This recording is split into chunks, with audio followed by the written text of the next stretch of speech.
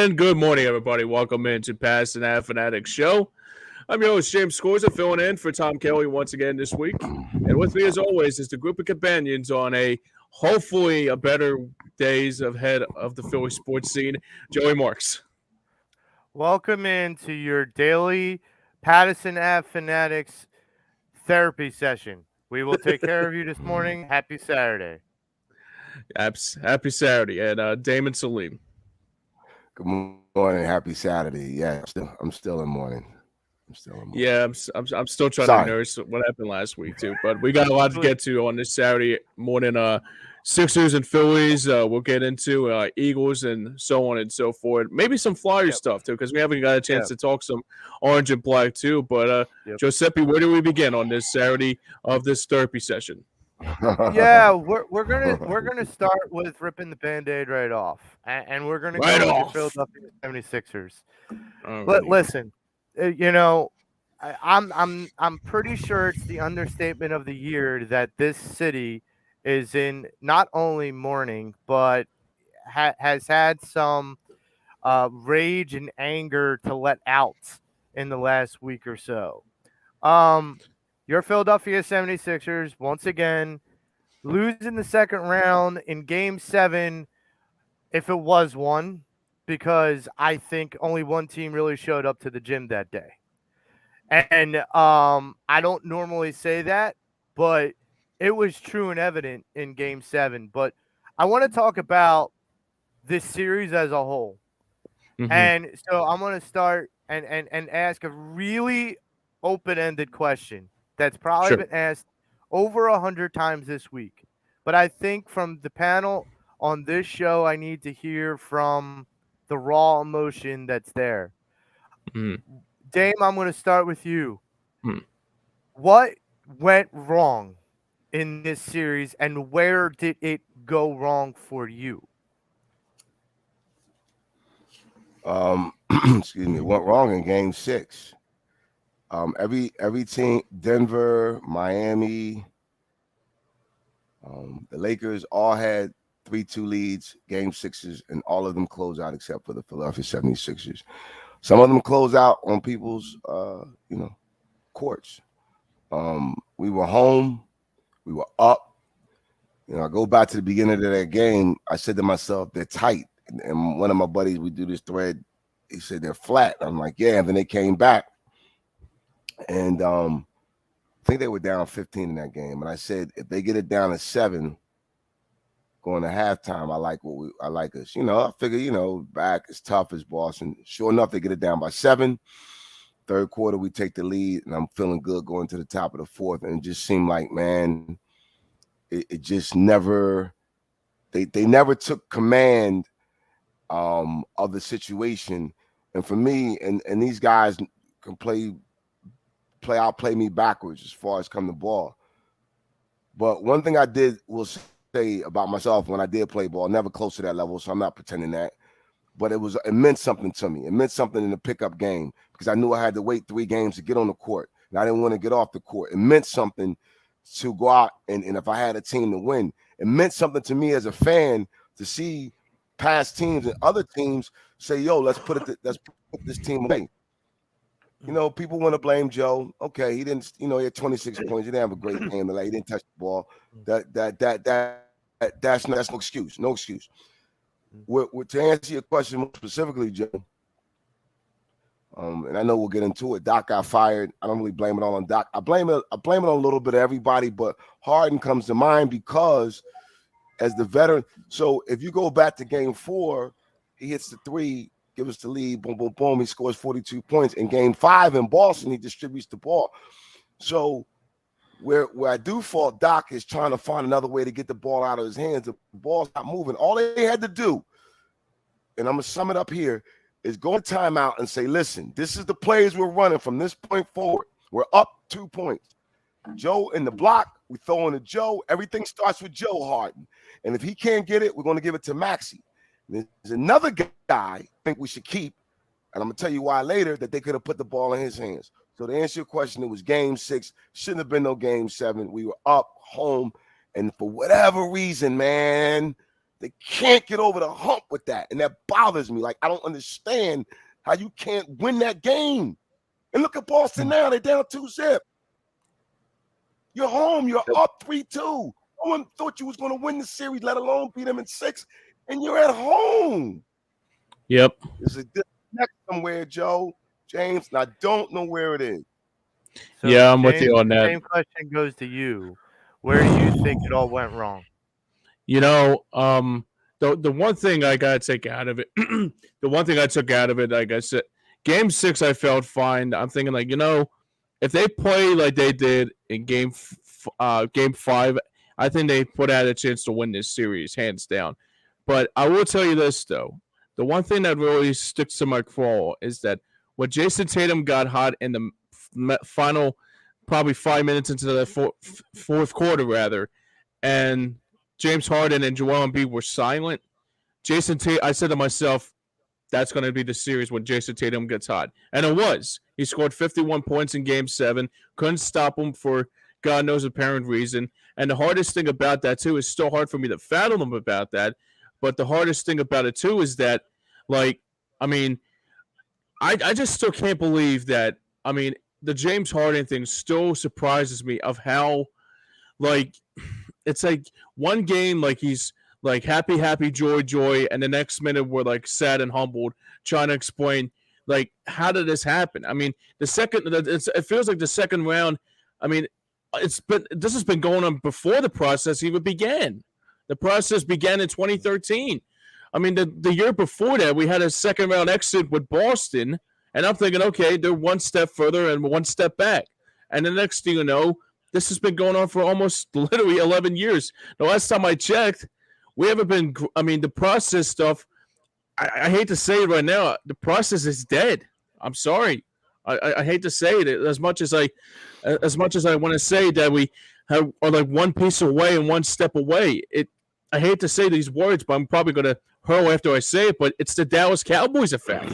It's the Dallas Cowboys effect because, like, everybody talks about, Dallas is going to be going every year, and they can't get past the divisional round. It's the same thing with the Sixers. The Sixers are the exact same team. Other than that, I mean, it's still hard to explain because it's like, I mean, I understand Jason Tatum got in the way, and I'm trying to say to myself, if Harden played the most, if he had to just play 30 out of 10, I would have been okay with that. But he was just absolutely abysmal in those two games that really mattered the most. I mean, Joel Embiid didn't touch the ball at 4 minutes in Game 6. And in Game 7, he only got 15 points. And James Harden only had 9. Yeah, I got 9. Yeah, like the fucking, the Top Gear thing back in the day that me and my buddy used to talk about. And me and Jeremy Clarkson's like, 9? Yeah, 9. So I don't understand it. Pardon my French because I know it's a PG show, but, oh, man, it's so damn aggravating. So I go back a little ways when I feel like this went wrong, and I really, after Game 7, I really had to I had to digest the whole series. Joe I Wood really did. Says we need another Joe Bomb promo, man. A what? A Joe Bomb, a pipe bomb. A Joe Bomb. Oh, Joe Pipe okay. Bomb promo. Well, actually, I poured a little bit of a CM Punk right there, Joey, too. Yeah. I might probably be sued by the Celtics by the end of the night, too. Okay. And also, Fuji comes in and says he agrees with me and says, yeah, the process is coming to an end. I agree 100%, Joe. I agree 100%, Mike. Go ahead, Joe. I didn't mean to interrupt you. So here's the thing. I go even one step further. So after Game 7, I had to digest the whole series. I really did because I felt like, the Game 7, people will look at, in Game 6, people will look at, and I feel like they have every right to look at those games. But I feel like this series was lost in Game 3. Yep. Because I look at, like, what even Cuz had said, Dame. He said prior to that series, or prior to the playoffs, I don't mean to change the subject, but we got somebody coming in to join us in our group therapy session. Frank Finnegan, what's going on, brother? Hey, what's up, boys? Frank? Welcome to the Frank, therapy session. Good morning. Yeah, I don't know whether you guys heard me yesterday on Anthony's show. I heard you. Yeah. He wasn't buying into my theory, Dame. Well, we'll get to that in a minute, Frank. I want you to reiterate that. But what I want to go into is in Game 3. So in Cuz's show prior to the playoffs, Cuz had said, "Look, I'm not expecting James Harden MVP this playoff run. I'm not. Like, let's be real. Like, I'm going to expect 1, maybe 2 games out of him that he really shines." So in the Celtics series as a whole, he gave you that. He gave you Game 1 and he gave you Game 4. And that's great. I'm not saying your job is over by any means. But the reason why I say Game 3 was the turning point, because I look at the fact that you had taken home court advantage away from Boston. Boston, who had your number all season. Boston, who is the higher seed. Boston that has been your rival for decades. You took home court away from them. You come home, your star player gets an MVP trophy in front of his child, his parents, and his wife. And you guys lay an egg. And I feel like if they would have won Game 3 and Harden would have still had that Game 4, this game goes back to Boston 3-1. And I don't know if Boston could recover from that, despite Doc's inadequacies of closing out that second round. I just think that if you look at like what could have been from Game 3 on, that's where I felt like the turning point was. Now, I want to touch on Game 7, and then I want to get to Frank's theory, because I'm eager to find this out, because I did not listen to Cuz's show. I've been kind of trying to get the glass half full since Game 7. So I've been turning off sports talk radio because it feels like they've been putting a hole in the bottom of my cup. But one of the things that I can say is I want to reiterate something that James said. 15-9. Yeah. And they shot 8 for 29 in Game 7, both Harden and Joel Embiid. 8 for 29. This is where the pipe bomb comes, folks. Here we go, Joe. Listen hang to tight, me. brother. When we had Allen Iverson on this team, we ridiculed him for shooting the ball 45 times. But he gave you the best chance to win, and he didn't have a supporting cast like this team had. You have 2 potential Hall of Famers, and you don't even hoist up together 45 shots. That is not only despicable, that's not only unsatisfactory, that is lazy. That is unprofessional play that I completely felt not only embarrassed, I felt ashamed that I supported both these guys, because I felt like the Game 7 and Game 6 were there. We were at the doorstep. And all we needed you to do is hoist up more shots, which isn't rocket science the last time I checked. Well, so I'm going to get to you, Frank, in 1 minute. I just want this to be clear. Whatever direction this team goes, it may need to be without James Harden, and it may need to be without Joel Embiid. Well, then if that's the case, you're going to be in the basement, Joe. Right now, everyone's on emotion with that. I'm not trading Joel Embiid. He's not the problem. He's not even close to the problem. I'm not saying he's the problem. But you're not the person to say that. And I think I'm just saying Philadelphia has a tendency. We get rid of a dude like that, and then for the next 10 years, everybody complains. You know, no one said to Jordan in his first 7 years, get rid of Chicago, get rid of Jordan. They didn't do that. Well, to be fair, Jordan won championship. He had a bad game. To be fair, he had a bad game. Yeah. He had a bad game, but he's not worth to get. Not even in converse. Like, what are you going to get back for him? Let me ask you a question. Some first round picks. Let me ask you that from 19-year-old kid that you got to wait Hang another on. 10 years? Let me ask you an honest question now, because this was something that was brought up. Frank has said this in the past on this show to me, that this city sometimes holds on to players a little too long. And Okay. I go back to two prime examples.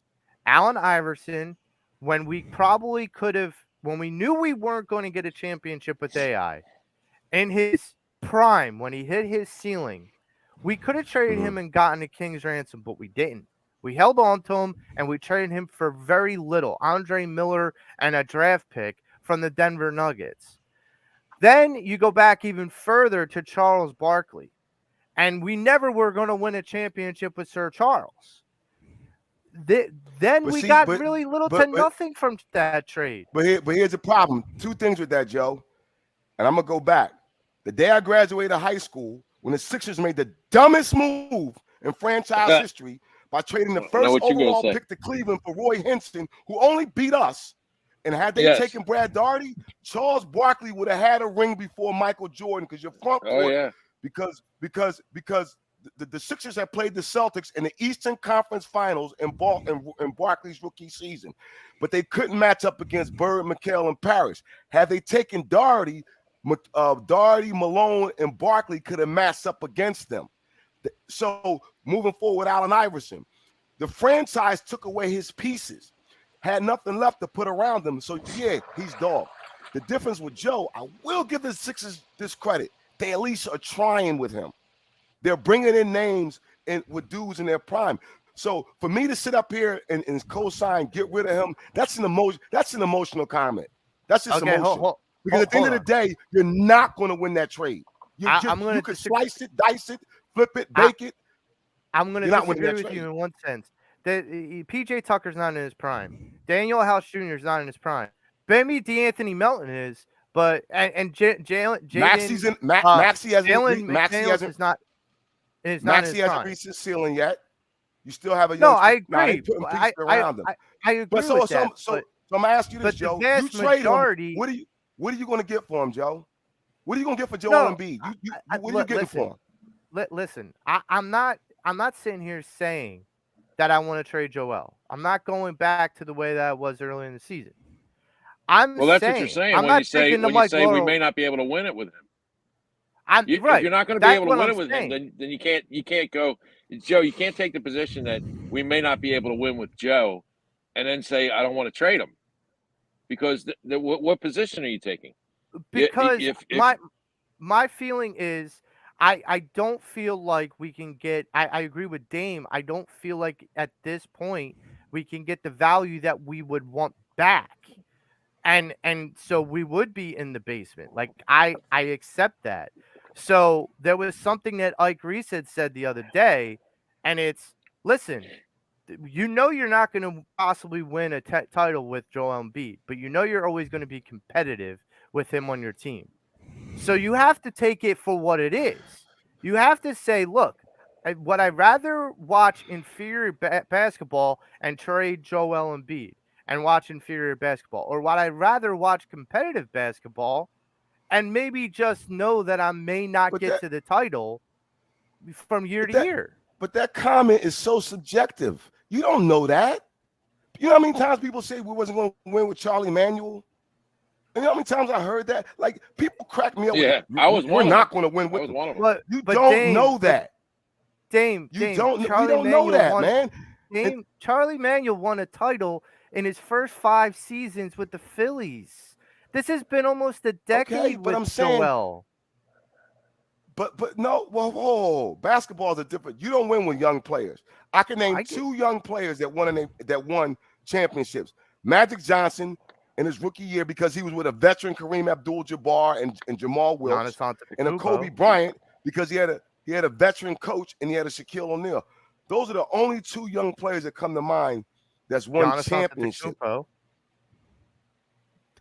He wasn't as young as those dudes, but my point is, there really are outliers, Joe. They are outliers. Yeah, no, I understand that they're outliers, but what I'm gathering at, okay, so I'm going to get to Frank's theory, and then I want to come back to this.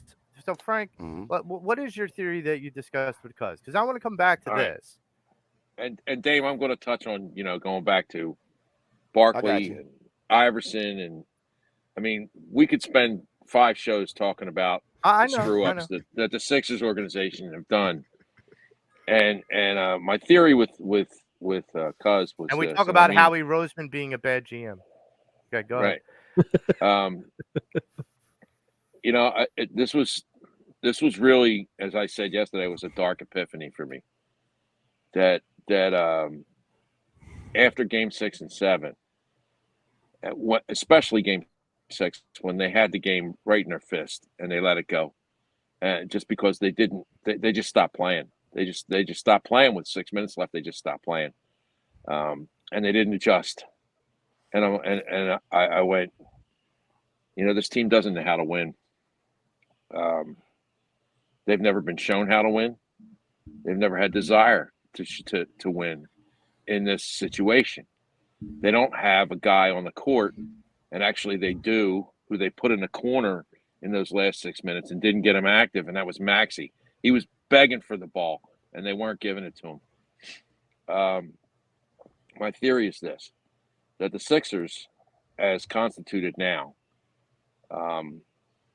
built this team on a process of losing. Lose to get better. And Ray Didinger said this 7, 8 years ago. He said, I don't know any organization in sports who can actually use losing to become a winner. He said it just doesn't breed the right attitude, and he was absolutely right. And this is when Cuz got angry with me because and he didn't let me finish my point because I know he was angry.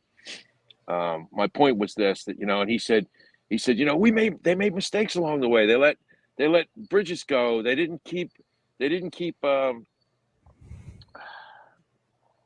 I can't think of his name. Butler. They didn't keep Butler.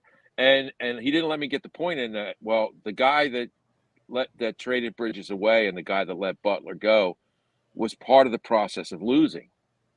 And in my mind, was incapable of making a decision that would succeed because from the bench to the boardroom, they had programmed this team to lose and get assets to try and improve. And I told Anthony, I said, at that time before the process started, we were a desperate fan base and desperate because we were stuck in eighth seed hell. We were too good to be bad and too bad to be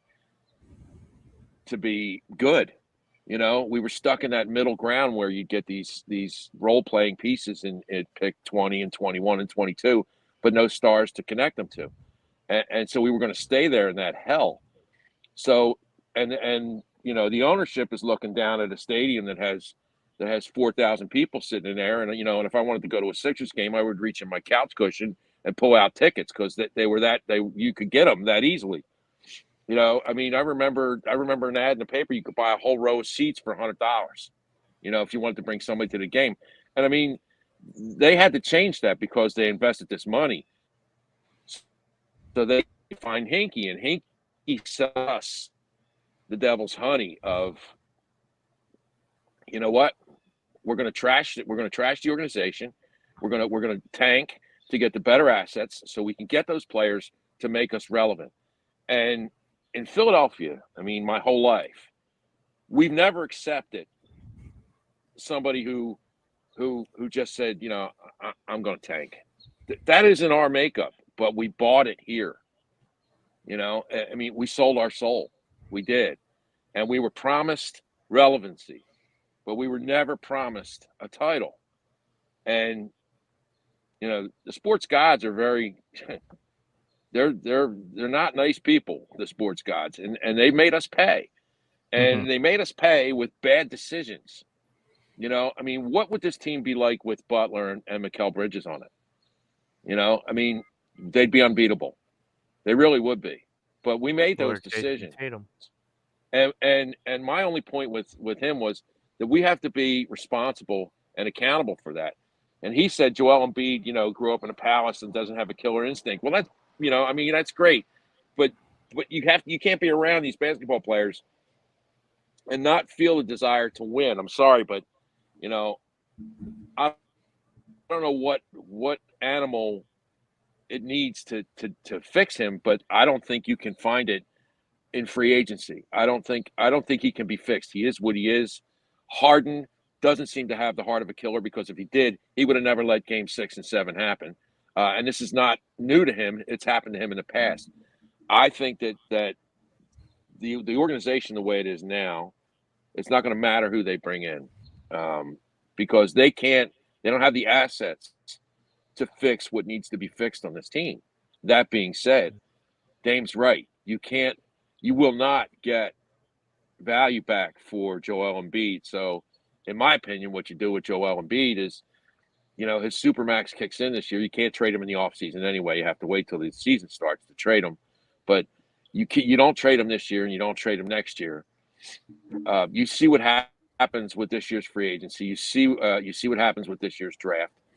You're going to lose next year. Next year, they're going to be lucky if they get a 4 seed.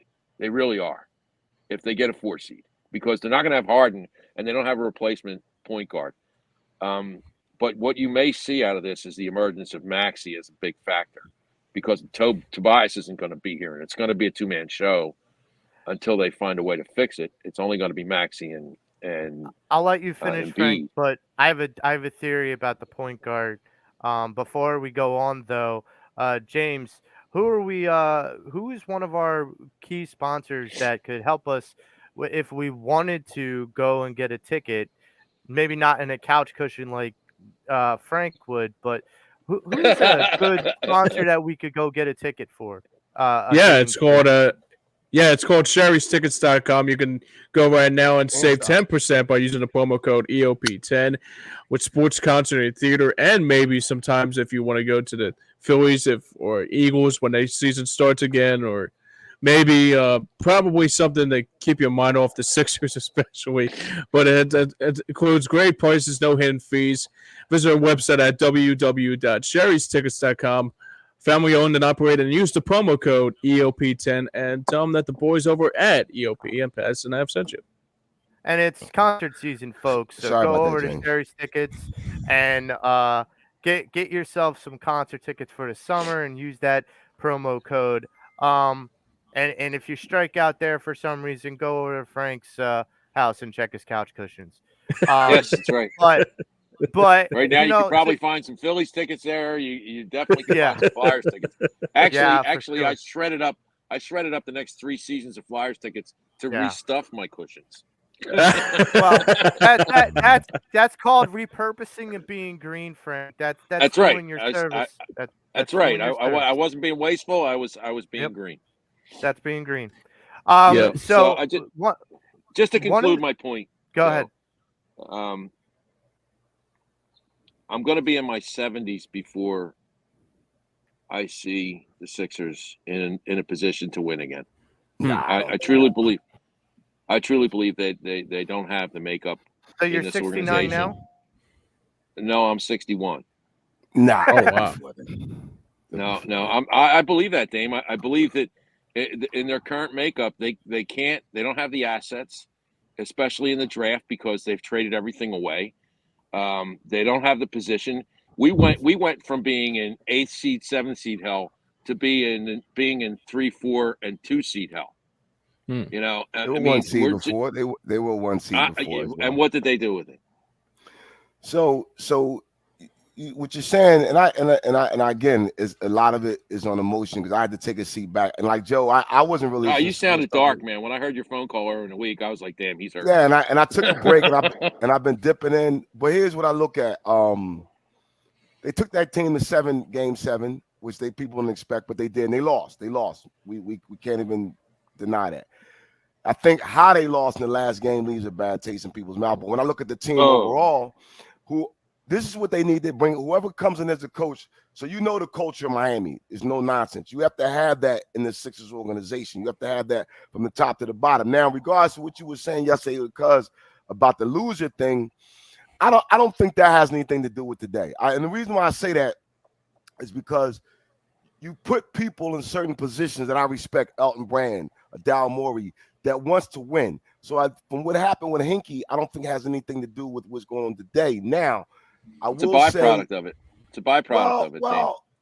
Well, you could say that about other regimes based upon not winning, because had they won, then we won. But because they have not won, that's what makes your statement or your argument seem relevant. But I don't. No, it's how they lost, Dame. It's not how. Yeah, but it's not that they didn't win. It's how they lost. But here's the thing: they lost because they didn't go for it. But there's only three. First of all, this team, okay, was built for the playoffs. They have 3 guys left from the quote-unquote process. One of them's just star, 2 of them are role players. Now, moving forward, when you say that the organization is like, it's 2 totally different organizations. So when I look at them drafting Maxey, yes, we missed on some places. In regards to Tatum, guys, Danny Ainge was never taking Markelle Fultz. No, never. Oh, I know that. I get that. Bring that up. In regards to Jimmy Butler, we got bamboozled in that trade. No, that was because Markelle Fultz was supposed to be the best player out the draft. No. What I mean was there was no reason. Lie. There was no reason to make a deal. But what I'm saying is, to make a deal with Ainge. There was no reason to make a deal there because I agree, but he did. But for people always say we were never getting Tatum. No, we were never getting him. No, because he wouldn't have made the deal. As far as Jimmy Butler goes, 2 things. This is fact. Jimmy Butler wanted his own team. The second thing was, how many points did Jimmy Butler average when he was at the Sixers in the playoffs? 19 points. This is not the same Jimmy Butler that we're seeing now. Great player, but there was people to share the ball with there. Yeah, but the difference is on that team there was everyone's magnifying what he's doing now as saying he did not want to stay here. He did not. You can't make a person do something that they don't want to do. And the reason he didn't, people say it was Brett Brown. Brett Brown and it was Ben Simmons. Both of them. It was Ben Simmons. Now I want to put a pin in one thing, Dame, that you said, because I think it's been said very often about this team, both the beginning of this season, beginning of last season, and I think going forward. And I think it needs to be either corrected or the expectations need to be exactly there. And you said this is a playoff-built team. This team was built to win the playoffs, this unit. But it's a playoff-built team, meaning you can get to the playoffs with this team. But you know what you're not saying, and no one's saying? This is a championship-winning team. Well, nobody can guarantee that, Joe. Nobody can guarantee that. This team was built. I meant this team was built to win in the playoffs, Joe. That's what I meant by the comment. Boston has put it in their mindset that they are a championship-winning team. They were on the brink. That's why. Tagged on their They have redemption tagged on their shirts. Understand something. Like we talk about it as though it's like a kind of an undertone, like something that's said underneath our breaths. It's the idea of the mindset. If the guy, I go back to before 2008 with the Philadelphia Phillies. What did Jay Roll say? And MLB is harder to get to a championship than any other sport because it's a marathon. But Jimmy in spring training said, we're the team to beat. We're the team to beat. Yeah. Yep. Right. That is a guy that's not saying outright, we're going to win a championship. That means he's walking into a season saying, we're not going to lay down for anybody. Everybody has to come through us. There's no mentality on this Sixers team. That's what I meant mentality.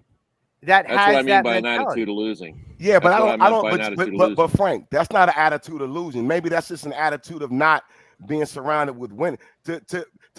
I don't believe. Let me say this: Joel Embiid to me is a. I know cuz don't want to call him a lion. Joel Embiid's a beast, man. And I know he didn't play well that last game. Fine, whatever. But to say he doesn't have heart, the man plays with injuries. Half the people that say that aren't even in shape. So I'm being honest. So that cracks me up. You cannot play at that level and not have heart. I'm sorry, you can't. Now, does he need help? Yes. We're messed up for me with this team was James Harden. And I blame Doc Rivers in this as well, because you have to tell your point guard, this is the plays we're running. Joel Embiid, Joel Embiid. It's going to go through him and then Maxey when you run out. Now, here's what I would do if I'm the Sixers. I know everybody so wants to get rid of Tobias because of the contract, and I wish the dude was only making $5 million. Tobias Harris is a player I would keep. I would keep Tobias. He's reliable. He can get you buckets. He plays defense and get rebounds. If I'm the coach, I would come in. This is what I would do. Still get a point guard. Sayonara to Harden. Get out of here. I don't care. You can get somebody. Make Tobias the point forward, where he's going to bring the ball up. He's going to get the ball to Maxey. I'm telling you, if Doc Rivers had done that one time in Game 6, we wouldn't be sitting here having this conversation. We're having time because there have been times when he brings the ball up. Harden hindered the team by dribble, which I thought he got away from, but he didn't. And in them playoff settings, he was about Harden. One of the things what I think happened to Harden in the series, what I think happened to Harden in the series is, Boston adjusted to him, and he didn't adjust to that adjustment. Well, and he went back. He went back to his default. He went back to his default setting and said, "Well, this has always worked for me in the past, so this is how I'm going to do it." And the problem with it is you can't. If that's what you're going to do, you can't sit a guy like Maxey over in the corner and make him wait, because Maxey's a space creator. When he gets the ball, the team is panicking because they don't know which way to go, because he's either going to cut and slash to the basket or he's going to stop and pop. And they got to defend that, which means they got to bring somebody else off the ball to double him up. And you're right. Doc was wrong in this. Doc's approach to this was he failed. He just there's no surprise. And he kept saying, I kept saying, I got to get Maxey the ball. He kept saying that. He kept saying that. Why did he keep him in the corner? How many times have we seen Maxey standing over in the corner? And he's gone like this. He's got his hands up. Hang on, guys. So one thing that I actually commend Joe Mazzulla for is, many people said that Jason Tatum was the game changer in this series, and I disagree. I think the game changer in the series was Robert Williams, and when Joe Mazzulla put him down to kind of help Al Horford and kind of give Joe a different look. I want to right, and that's unprofessional. It's not great to do. I'm at a loss for words. It's just something you should be able to get over. But I want to get into. I want to get into that point, Joe. What Doc should have done at that point, he should have told Joe on a timeout, okay, you're not starting 30 feet from the basket. You go down low. We're going to get you the ball. You're going to draw the foul and take the shots. And he didn't do that. He didn't do that. He did it in Game 6 when he started Robert Williams. Joe had 26 that night. Mind you, he didn't touch the ball. Again, you make an adjustment and get the ball out of Harden's hands. The Robert Williams started in Game 5. And when he brought him down, Game 5? 6. Yeah, it was Game 5. No, it was Game 6. It was Game 6. It was Game 6. No, he started him in Game 5, but he put him in the box. He put Robert Williams underneath with Al Horford in Game 5.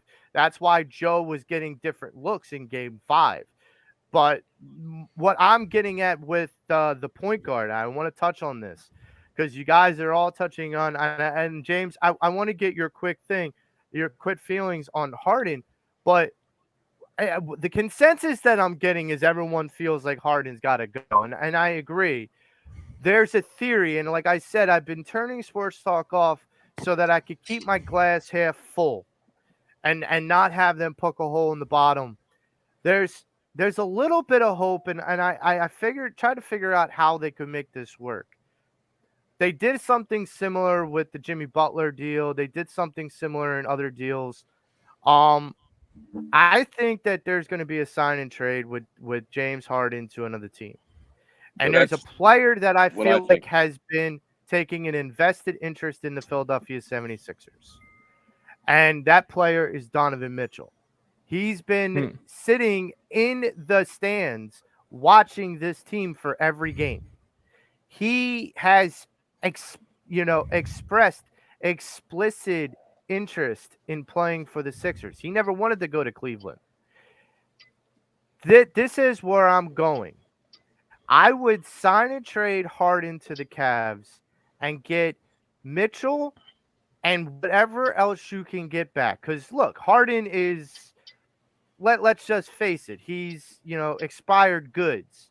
So the Cavaliers are going to say, okay, that could be a straight deal, but we're not giving you, like, draft picks or whatnot. You're going to have to give up, like, a Jalen McDaniels or something else. Joe, let me ask you a question. What makes you think Harden would sign any deal if he thought the Sixers were going to trade him to the Cavs? There's no way. He'll just go, no, I'm just going to go free agent and see what happens. He doesn't have to sign the deal, okay? If he suspects that the Sixers are going to turn around and trade him to Cleveland, he ain't signing a deal. The only sign and trade he's going to accept, the only sign and trade he's not going to get a max deal anywhere. He's not going to get a max deal. If he goes on the free agency, he's not getting a max deal anywhere. Let's just put that out there. Okay, you don't. First of all, you don't know that. You don't know what Houston's going to pay him. And the only deal he's going to sign and he's going to agree to is if they trade him to Houston.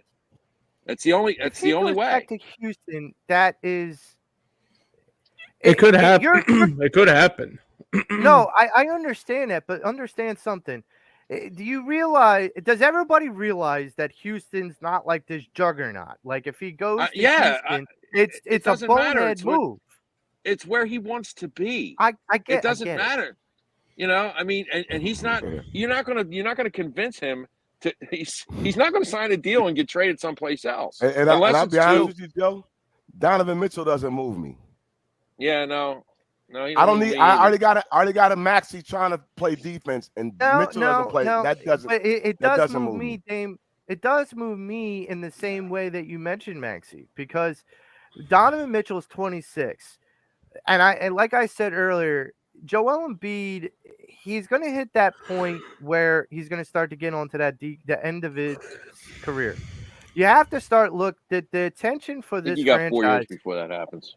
You know what, guys? You know how many years people have been saying that about Joel for the past 4 or 5, and he's here to needle gets moved. Yeah. When Father Time meets him, he meets him. I'm not out here to predict that. No. I'm not. Everyone every year. Owen B's got 3 years. He's got 2. He's got 4. But Dave, you have to. No. You have to no, admit I can't manage like that. I can't. No, I can't. But you have to admit that in some regards, at some point, this franchise has to turn their attention to supporting Maxey. Joe, right now, I have an MVP defensive and offensive player that's unique. I can't worry about 3 years from now in his body. I got to worry about today. I think we lose focus with that concept. You have to look through the trees. I think he's in the middle of his prime. He probably got 4 solid years of his prime before he starts to decline. And even if he starts to decline, he's still going to be a great player. Frank then I'll take let's this build around upon the table. now. Okay, so then I'll take this around the problem, Dame, is we don't have the assets to do it. That's Frank, I'm going to take this around the table. I want everyone to give me who, if we get rid of Harden, I don't care if it's trade, I don't care if it's free agency, I don't care, whatever. Who is the replacement for Harden? Frank, you start first. I can only think of two guys that I would want here. One I really don't want, but because he's crazy as a bedbug, and that's Kyrie. I know he's crazy as a bedbug, but the guy can play. Do you want to give me a freaking aneurysm? Yeah, and Paul Pierce. You thought I would go off about Ben Simmons, Kyrie, and the flat earthers. No, thank you. I know. Well, yeah. Thanks for mentioning Paul Pierce. That's another one.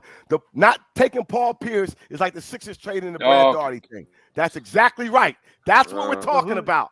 Not taking Paul Pierce. You would have been in the Eastern Conference Finals and championships, sitting right there. Because Larry Brown promised Larry Hughes. I don't know if they can. I don't know. Larry Brown promised Larry Hughes. Oh, yeah, I'm sorry. I know, Dame. I'm right. I feel your pain, man. I feel your pain, man. Yeah. Oh yeah. I still got them scars. Would have been a perfect compliment to Iverson. The perfect. And Mikal Bridges would have been a perfect complement to this team. And maybe, I don't know if they can find a way to get him back, but I'd love to get him back. No, Mikal Bridges. Yeah. Is that the other guy? Yeah, so okay. So Dame, who would you replace Harden with? I said it to Bob and them the other day. I mentioned it because I don't know how they can do it. I know they're gonna get a new coach. I'm trying to bring Drew back. I'm bringing Drew back if I can. Yeah, Drew would be good. I would take Drew back. Ironically, he and Harden was in the same draft class. I only know that because it was the day Michael Jackson died. And I got the paper and Drew Holiday. I happened to look a few months ago. I'm like, damn, Drew was drafted in the same draft as Harden. Yeah. He's a solid defender. He's going to get Joe the ball. He'd be perfect back there with Maxey because of his defensive skills. He can shoot. And Devon said they don't think. Listen, anything's possible to me in the NBA. I don't know the situation with him in Milwaukee. I don't know what we have to give up. You have to do a 3-team, but he's my first choice if they would have somehow. Look, if the Lakers were able to get rid of Russell Westbrook, anything is possible. That's the way I view it. But I don't know if Milwaukee wants to give him up. Yeah, well, James, who would you replace James Harden with? I think the one thing I would do is get Dame Lillard. You know. I think he's probably the. I think he's. Please, I'm on the Dame train. I don't give a shit. Please stop. It's not going to happen. It's never going to happen. We're never going to get Dame. You know, that's just. I know it's a pipe dream. I know. Dame Lillard is like the hot girl in the cafeteria that you want to get the courage to walk up to, and never will. Yep. Oh, God. Never will. What about these tweets that he's putting out? What about these tweets that he's been putting out? He's playing, man. He did that last year, too. Come on, man. When he was a free agent, he did the same thing. That's like that pretty girl in the cafeteria looking over and you go, like, I got a chance. Yeah, he's like, no, he's just teasing. No, you don't. That's all. He's just teasing. No, he's teasing. Well, I can tell you what, though, before we go any further, if Dame Lillard does come true and all that, but James Harden wants to sue for compensation about his rights, he could go to David R. Cherry Esquire at Workers' Comp's Motor Vehicle Accidents, Personal Injury Law, Criminal Law. Give him a call at 610-565-0300. That is www.cherryinjurylaw.com, and tell him that the boys over at Pattison Ave and EOP sent you. So hey, on that, I had a nice conversation with Mr. Cherry last week. Really? Mr. Cherry is an honest guy. I mean, a really honest guy. If you think, if you have distrust of lawyers, he's not the guy to distrust. Right. He told me some things straight out. He helped me and put me on the right path. And it wasn't him that he sent me to. So, he wasn't interested in taking my money. He just wanted to help me. Nice. He's a good dude. Mr. Cherry's a good dude. Excellent. I've had conversations with him as well, and I can echo the same sentiments that Frank gives. But to kind of get back to the Sixers and to kind of wrap up this part of our therapy session. So now you're Philadelphia 76ers. The hunt is on for the next Sixers head coach. And John Clark had reported, and I like John, but the minute that this name came out of his mouth, I started to scream at my television. He's like, Mike D'Antoni is being thought of for the head coaching position for the Philadelphia 76ers. That's only part of it. And let me be real clear about this. No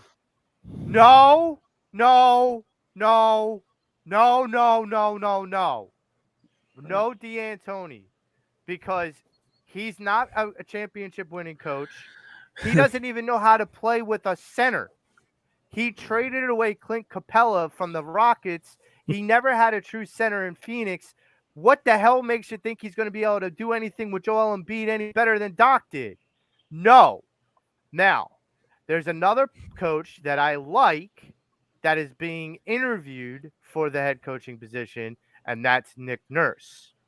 Nick Nurse, as we all remember in that Raptors series, the quadruple boink, he's the guy who I feel like is a smart basketball mind. Now, whether or not he has the personality to corral all the egos in that locker room, I don't know. But he's a smart basketball mind. That I do. That I do know. So I want to get your guys' takes on who do you think you would want to be the Sixers' next head coach? And James, I'm going to start with you. I think the one guy I look at to see maybe to be the Sixers head coach would be either Bodenholzer, I think his name is, the former Bucks coach, or Monty Williams. They both have great resumes. I mean, 2 years ago they were both in the NBA Finals, and I respect the hell out of both of them. Like if they can get either one of them, I'll be more than happy about that. Or maybe move Sam Cassell to upper management. I'll be happy with that too. But no D'Antoni though. I'm right there with you, Joe. Frank? Well, if Harden leaves, D'Antoni's out. He's never coming here. If they sign Harden and Harden stays, Joe, your head's going to explode because he's going to be the next coach. Because that's what he's going to want. Look at Dame. Dame's just like Dame knows. So yep. To me, it's. I think Nick Nurse would be best suited for this team. I think he's young enough. I think he's innovative enough. I think he's wise enough in the ways that this conference is played, the Eastern Conference. He's the best fit. Dame, what do you think? And that being said, the Sixers. Wait, that being said, the Sixers won't hire him because he's the best fit. Yeah. Dame, what do you think? Frank's still not in therapy. He's still got Frank on the negative. Anybody but D'Antoni. Anybody but D'Antoni. I never liked his coaching style. I'm with you with all what you said, Joe. About his coaching style was pop champagne bottles, dude. Yeah, and champagne showers. Shoot the ball with 3 seconds. Shoot the ball before 10 seconds on the shot clock. In order to have champagne, you need to win championships. He's never won that. He's got like I meant in the club. He's got sparkling cider. I'm definitely. I meant in the clubs, not in the court. Not in the court. I'm looking at. Lose. You know what? If they bring him in, they'll lose Maxey. Oh boy. Yeah. How about Caleb Carl, the dude from the G League team? They don't give him an interview. They don't give him a. Who's that? Atkinson? No, Caleb Carl. They would give Cassell a job before they gave Carl a job. Yeah. All right, but I don't have a problem with anybody that they're interviewing other than D'Antoni. I'm okay with all of them. I don't have a problem with any of them. D'Antoni, the only factor with D'Antoni is Harden. But I think Harden's going.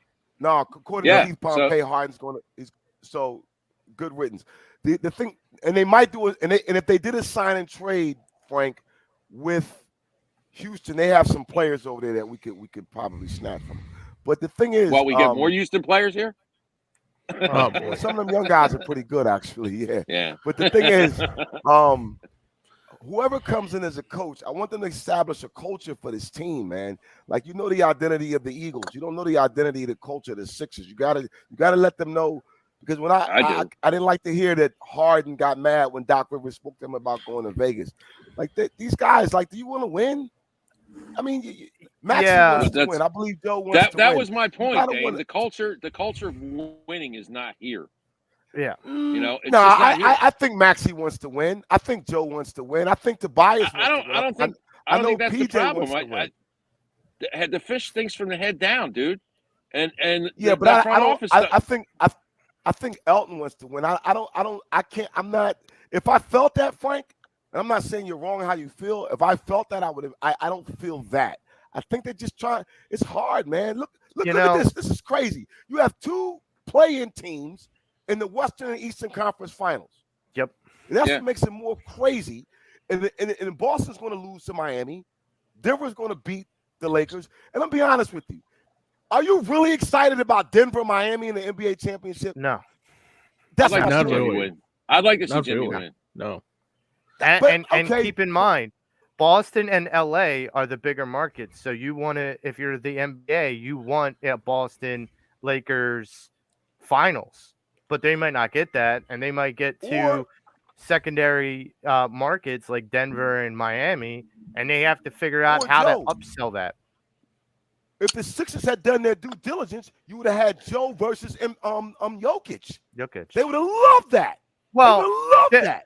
This is a question that I brought up on another show, and it's kind of gotten a lot of traction. And I'll give credit where credit's due. Casey Boyd from Preston and Steve show brought this up, and I found it very interesting. Most leagues in the playoffs reseed after every round, except the NBA. If the Sixers and the NBA reseeded, the Sixers would have faced the Knicks in the second round.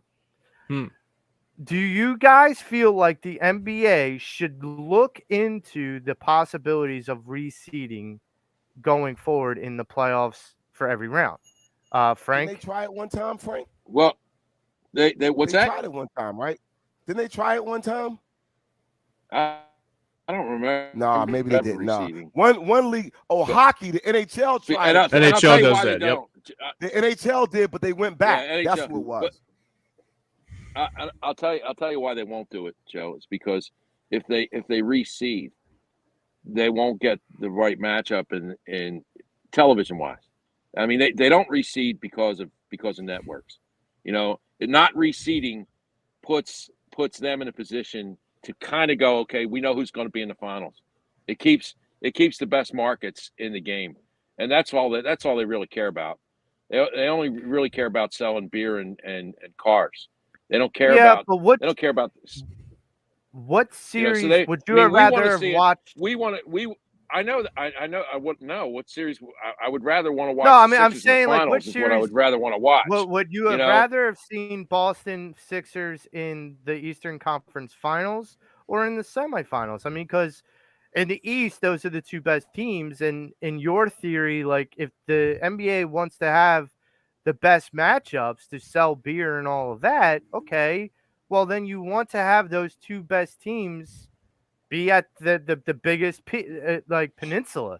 You want them to be in the Eastern Conference Finals. You want them to be in the NBA Finals. Now look, if a team like the Heat sneak in and are like the Cinderella team, okay, fine, they earned it. But I feel like they're kicking the door in. Oh, I know, but I feel like if you look at the possibilities of reseeding, you get stronger matchups the deeper and the more impactful the games down the road. I think what you're saying, and I don't disagree with it, the NBA wants to hold on to strong matchups throughout the playoffs. So they want to be able to sell good matchups throughout the playoffs. Like in the semifinals, Boston and the Sixers was one of the highest rated watched series in the second round. That doesn't surprise anybody. They're two blue blood organizations. That doesn't surprise anybody. But, so they may never change that just because they don't want to water down the pool too much throughout the playoffs. And I feel like they might feel like that waters it down a little by reseeding. Dame, what do you feel like? Do you think that they should reseed throughout, going forward after each round?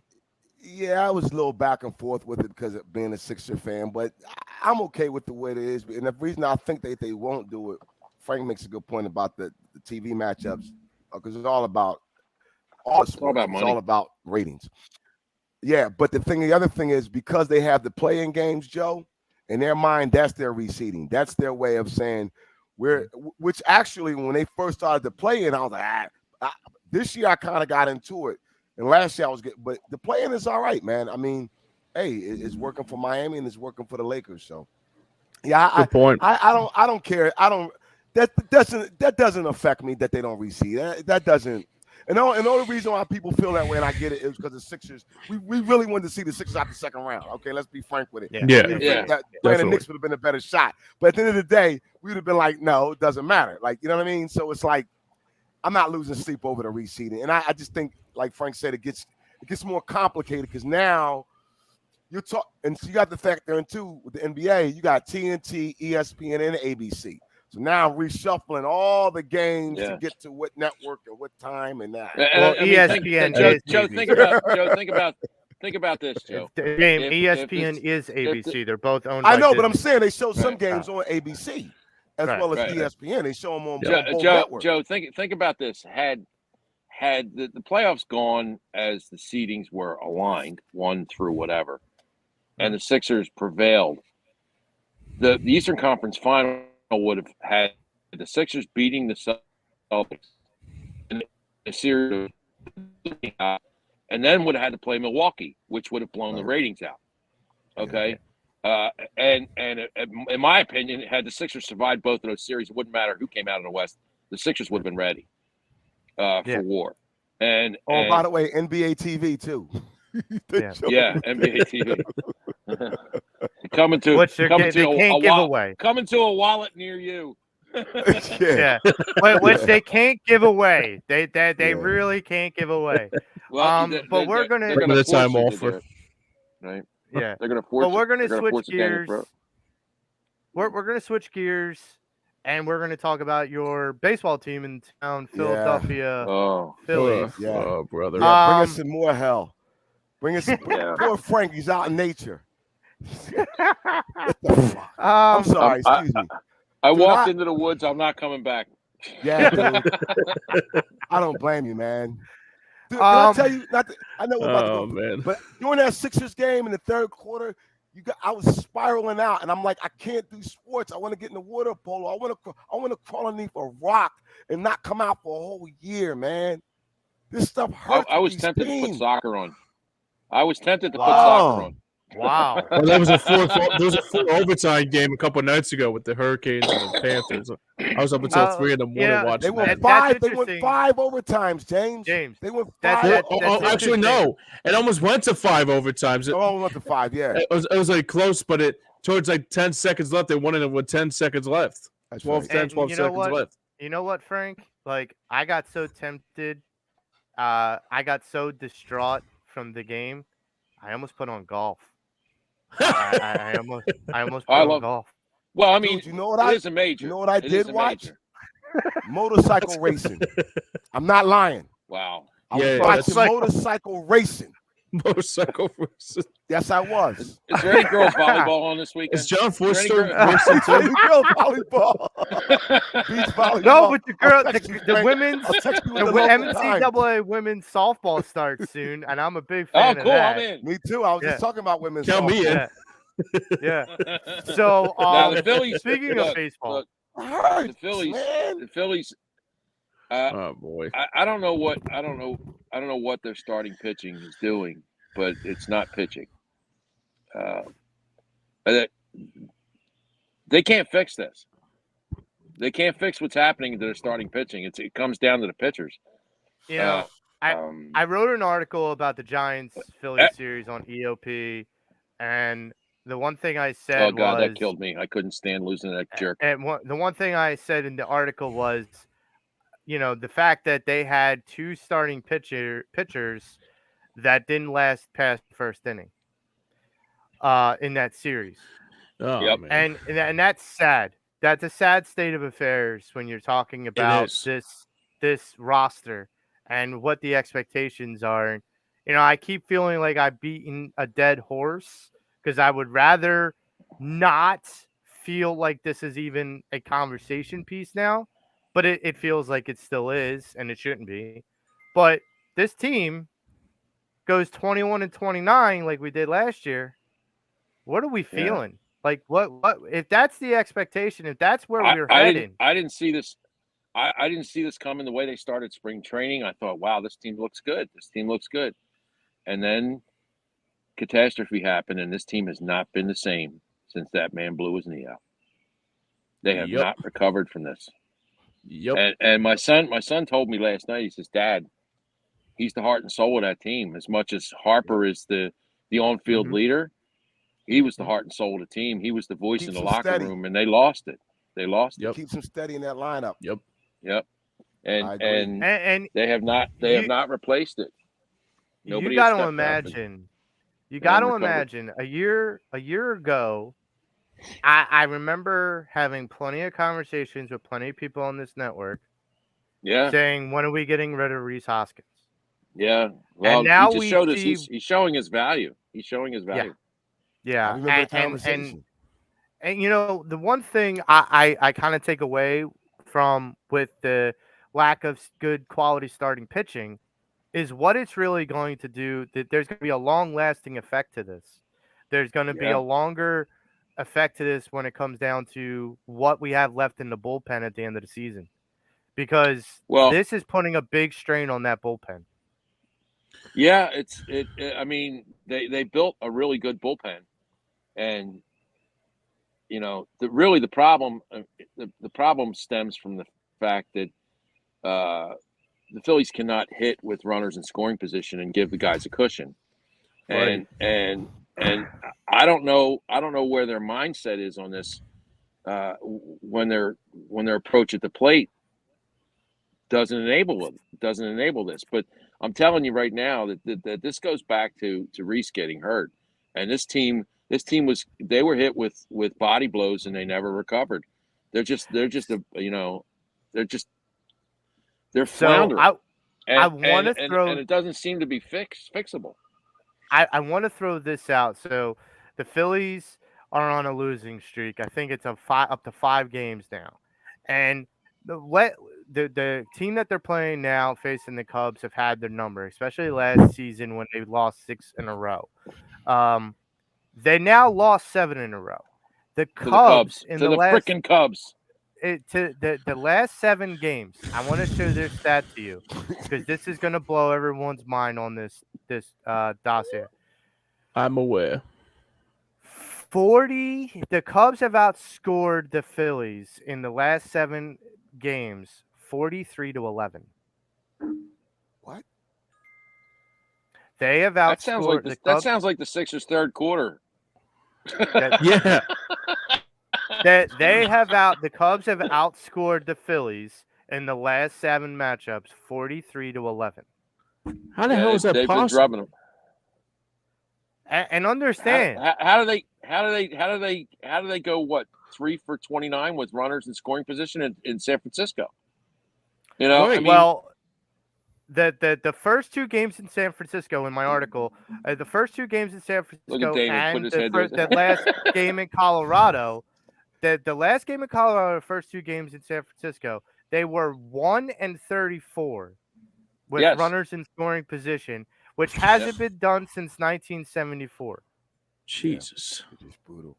And what's deep about that is like even when I notice in games, James, when they're ahead and they have a chance to tackle more, and they just leave runners on base. They just don't do it. And they leave the door open. Yeah, Frank. And this is like the third.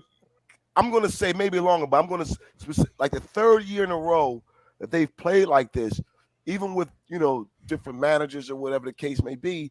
And I'm like see ball, hit ball. Like I'm not, you have to be patient. To me, it's just, and that goes to your point about Reese. Reese was patient at the plate, and I think it resonated, even though they didn't hit when he was in the lineup as well. Because like I said, it's been going on 3 years. But it's magnified now, right? It's and it becomes frustrating. Joe just read a stat. This is their 5th game in a row that they lost. This is like the 3rd time they've done that early in the season. And I know we keep saying, it's only May, then come June. It's only June, then come July. Okay. They've had 3 5-game losing streaks already in the season. Yeah. 3 of them. Oh, my God. Yeah, that's James, impressive. that's ridiculous. It is, yeah. I'll tell you what's more ridiculous. I don't like this team. No. I look at. I don't like them. Sorry, fellas. They don't. I look at the way they're playing defense, and I shake my head. I go, I grew when I grew up. I watched Schmidt, Boa, Manny Trio, and Pete Rose in the infield. They would go 3 weeks. They would go 3 weeks and not make an error. With dynamite. Yeah, they would go 3 weeks and not make an error. Rollins, excuse me, Utley and Rollins. I said this to my wife the other day when we were watching the game. And you can't go 3 batters without. When we were watching the game in San Francisco, I said to my wife, I don't have vision, and if there was a beeping ball, I could have made a better fielding play than some of these guys out there right now. So I'm just saying. It's the truth. How about Cody? How about what's his name from first? Cody Clemens. Cody Clemens. Huh? Clemens. I was just going to mention Clemens, that. James. You couldn't feel the ball? No. What was he looking at? A pigeon? You know why? Dame, you know why that play happened? Because he turned his back on the ball and started running, took his eye off I remember. The ball. And then when he turned around to try and find the ball, the sky wouldn't let him. Frank, you learned that. He turned around and went, "Why did you take your eye off the ball? Why'd you take your eye off the ball? What the hell are you doing?" Well, I also go to he's the not going to run Learn that in wall T-ball, James. You don't turn your back on the ball. I also go back to like Brandon Marsh. When Brandon Marsh threw the ball into the infield to like second base, then there was no one standing there. I'm like, who's he throwing it to? He's like throwing it to an invincible man. I'm like, okay, I don't have sight, so when I throw it to nobody, I got an excuse. What's yours? Yeah, what's your excuse? Exactly. All right. It's like I'm just curious, but here's my takeaway. First off, before we get to that, James, if people that are listening are getting their glass half full and would like to go watch the Phillies in an away game, what place could they go purchase packages to go see and root on their Phillies on any future away games? Well, if you want to pull your teeth and cut your nose off to spite your face too, you can go to phillysportstrips.com. That includes Buzz Fair and also what Vince has in store, Travel Like the Pros with phillysportstrips.com. Obviously, the Union Denver trip happened this past week, along with the obviously Phillies and Denver trip that didn't work out too well either. But anyway, and there's another one coming up this week, and it's sold out. I think the Union are in London, across the pond. That is that, and you can visit them at www.phillysportstrips.com. Tell them that the boys over at Pattison Ave and EOP sent you. Hopefully, it'll be less hassle than the Phillies have been doing. Hopefully Vince can dispense some Valium to some people. Definitely. Here's the real bad part, Joe, about what the Phillies are doing now.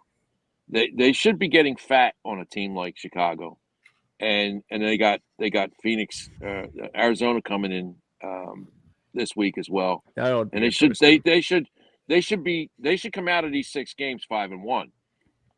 And then they got to run the gauntlet. Then they got to play 4 games in Atlanta, 3 games in New York, and then 4 games in Washington. Where are they going to be? Where are they going to be at the end of that run? That's what's disconcerting about this. When you look down the road and go, they're going into a division opponents with no arms at starting pitching. When was Wheeler ever a 4.4 pitcher? This is Nola's contract year, and he's throwing balls like he's trying to knock over bottles at a friggin' circus. Frank, I mean, are you now nibbling? This is to all 3 of you guys. It's May the 20th. Are you now just scrolling through your phone in regards to a trade deadline with Nola? Are you just scrolling? I'm not saying you're making a phone call, Frank. No, they're going to. No, I'm convinced they're going to trade him. Huh? They're going to trade him. So you're scrolling through right now. You're scrolling through. I'm not scrolling through. I'm looking at the wall, and I mean, like, there's a whole lot of graffiti in front of me saying they're going to trade him at the deadline. They're going to trade him.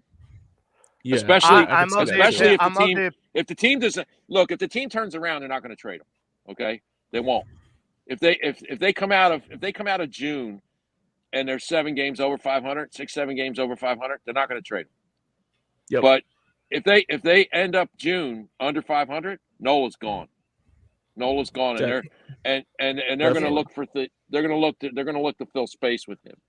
Spots they need in the lineup.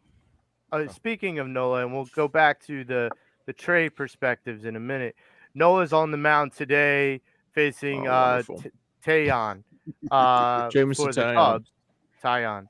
And so that's going to be an interesting matchup to see what happens, because like Frank's been saying, Nola has not had his best year. And he's in a contract year. He's in a contract year. And he's knocking over milk bottles. So, Dame, to answer your question, I'm not scrolling through my phone to see if there's trade offers. I'm receiving phone calls. I'm receiving calls. I'm taking all calls. I'm taking all calls because right now you've already reached out.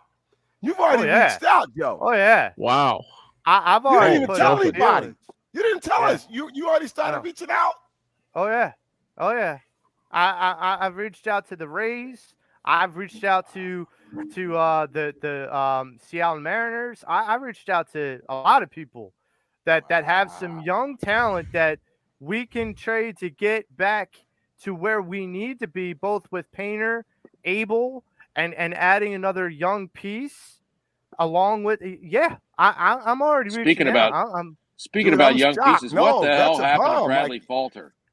What the hell happened to Bradley Falter? I mean, what the hell happened to him? Yeah, I know. You can't find it. I'm going to go one step further, Frank. I'm going to go one Suarez. step further. What happened to Suarez, my son? He looked like crap. The other night, Suarez was he looked horrible. Then all of a sudden, he lost it. Well, I don't think he's healed. He couldn't get past the first inning. No. How about Taijuan Walker? Yeah, that one hurts. Now, here's the other I'm going to get into that Taijuan Walker thing real quick. James, I miss that. I got to be honest. God, I miss Zach Eflin. God, I miss him. My son would be happy to hear that. James just I'll bet. My son's sitting there. Right now. He's shaking his head. And I mean, I've had many arguments with my son about Eflin. Right now, Zach Eflin's on a better team. But he's also injured. Oh, he's kicking ass right now in Tampa Bay. But he's also injured. He's injured. Yeah. He's Zach Eflin. He's not pitching. I don't know, fellas. Even if you're injured. And excuse me, I'm sorry. No one's mentioned this. Where's Turner? Thank you. Yeah. Thank you. Turner. Where's Turner? I think Turner took the last year's Castellanos bus to the Phillies. I thought the same thing, Frank. You and me are right in lockstep with that. I'm like, did he take Castellanos' house? Like, did he take the old Ben Simmons house off of Castellanos' hands? Did he move in? Like what the hell? Like, what the hell happened to Turner? It's like Turner went from the Turner we bought to like, what do I do now? What do I do now? What do I do? It's astonishing to me. And I mean, I got to give a lot of credit. I mean, if we're talking about the glass half full, I got to give it a lot of credit to some of the youth, Bryson Stott and Alec Baum and Brandon Marsh, because like those guys are coming through. But damn, and JT Realmuto is coming around, but Schwarber and Turner and even a little bit of Harper and Harper's got a reason. But it's not June yet. Somebody has to put a fake calendar in front of Schwarber. Oh, seriously. Like someone needs to just tell Schwarber that Manfred changed the beginning of the season to June and not April. He's drinking too many Schwarber bombs. What's it called from Wawa? They have that energy drink that he has. Schwarber bomb. He's drinking too many of them. He's hyped on the caffeine. No, I think they should just give Schwarber a new calendar for the rest of the year where every month says June. So exactly right. Something that the hitting coach Kevin Long was saying in an interview, and I wanted to get your takes on it. It was that he felt like with Turner and a lot of the guys, they were pressing too much. Yep. Like well, that. Of course that's they're pressing. They're making up. They're making up for the glaring lack of starting pitching. Of course they're pressing. Yeah. I mean, they have to. When you go into every game thinking, you know what, guys, I think 11 runs will do it today. I mean, that's the way they got to approach it. Yeah. We got to score 11 runs, or we're going to win this game. I'm sorry, but you can't work in that bottle. You can't. You just can't. Yeah, no, he's right. And I'll go back to something your dad said, James, and he referred to this in regards to the bullpen, but now I feel like it's like translated more into the starting rotation, and that is It seems like these guys are not pitching, they're throwing. And Frank said it earlier about Aaron Nola is throwing a ball at milk bottles. He's not pitching, he's throwing. And then I go back to this logic. What happened to – we got beat by a pitcher who couldn't get his fastball over 90 miles an hour. I'm like, okay, what the hell? Like, he's not Greg Maddox. Explain it. No. Not Maddox and not Jamie Moyer, not any of that. But look, what happened to the art of pitching with deception? Like, what happened to that in this game? Frank, what happened? What happened is you have to be able to command your fastball. And these guys can't find the plate with their fastball. And I mean, none of your deception works if you can't sneak the Nola can't function. Nola doesn't throw high heat. He's 91, 92, 93 miles an hour. But what makes him effective is that his breaking stuff is really deceptive. But if he can't find the plate with his fastball and paint the corners with his fastball, his breaking ball's useless. And the same thing with Wheeler. Then he starts nibbling. What can a pitcher? Yeah, right. But what can a pitcher do to fix that? What confidence? Joe, it's at some point confidence in coaching. Yeah, but you right. But at some point, to me, you have to trust in your ability and just say, I'm going to go out there. Listen, sports to me is 75% mental, and the other 25% is skill and talent. And I mean that. You have to go in there, and I don't care if I got one arm working. I'm going to light this guy and get him out of it. It just has to be that way. When they talk about, forget about the last inning, forget about the last pitch, you got to really believe that. And when I look at guy was pitching the other night. James just mentioned him. I can't get his name out. Taiwan Walker? Not Walker. The other night, he just came back from injury. Damn, my mind escaped me. Ranger Suarez. Suarez was ahead, Joe, in the count. All of a sudden, he can't throw strikes. And to me, that becomes because you have your catcher back there setting you up, trusting it and throw it. Yo, if he hits it, at least put the ball in play. They don't even want to put the ball in play. That means you're afraid of yours. That means you don't have confidence. And then I'm answering your question, and it makes sense now. That means I don't have confidence in my stuff. Right. If you look at the Maddoxes, the Carltons, they're pitching scared. They don't want to make mistakes. Right. But I don't have confidence. You cannot play sports not scared. The Sixers in Game 6 in the last 4 minutes played not to lose instead of playing to win. That's real. When you play to win, you're going all out. I'm going out. Right. It was the Carson Wentz effect, That's how many times he got screwed over. Like, when he started to play, when he started to like do too much, he was in a bad place. Carson always believed that no play was dead. Right, but he held the ball. That's what killed he held the ball until it was dead. Yeah. Jalen Hurts fumbles the ball. Next series drives us down for a touchdown. That's what I'm talking about. That's what I'm putting it all locked out. In. Damn it, I fumbled. Okay, boom, boom, boom. Let's get back in. Well, there's something. Can we end the show? Can we end the show on the Eagles? I would love to. We're going to talk about a little bit of the Flyers and a little bit of Eagles before we wrap. But to kind of go into what Dame's saying about Jalen and that mentality, to quote Jalen, you have to just take a deuce, look at it, and flush it. Yeah. Pretty much. It's the same thing you said about pissing in your pants. And dude, we're talking. Oh my God. Listen, I always say, if I know it and y'all know it, I know the coaches know it. You're nibbling. Like you're throwing at milk bottles, to quote Frank. You're not pitching, you're throwing the ball, to quote, Big Joe. So I'm saying, like, trust your stuff and throw it. So, trust your mechanics. I believe it was this past week. The NHL had their NHL entry draft lottery, and your Philadelphia Flyers did not win the lottery.